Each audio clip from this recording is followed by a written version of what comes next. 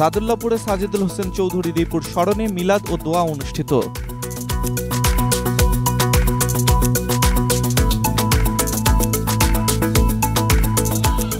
চাঁদপুরের মতলব উত্তর উপজেলার সাদুল্লাপুর ইউনিয়ন আওয়ামী লীগের সাধারণ সম্পাদক ইউসুফ মিয়ার উদ্যোগে ঢাকা মহানগর দক্ষিণ আওয়ামী লীগের সদস্য প্রয়াত সাজিদুল হোসেন চৌধুরী দীপুর স্মরণে মিলাদ ও দোয়া মাহফিল অনুষ্ঠিত হয়েছে।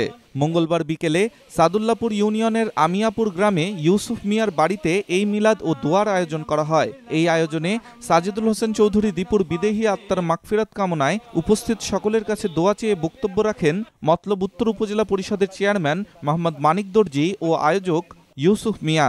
এ সময় উপস্থিত ছিলেন মতলব উত্তর থানার অফিসার ইনচার্জ মোহাম্মদ আলমগীর হোসেন রনি, উপজেলা পরিষদের ভাইস চেয়ারম্যান মোহাম্মদ রিয়াজুল হাসান রিয়াজ, মহিলা ভাইস চেয়ারম্যান লাভলি চৌধুরী, উপজেলা মাধ্যমিক শিক্ষা অফিসার আশরাফুল আলম, প্রাথমিক শিক্ষা অফিসার শফিকুল ইসলাম প্রমুখ।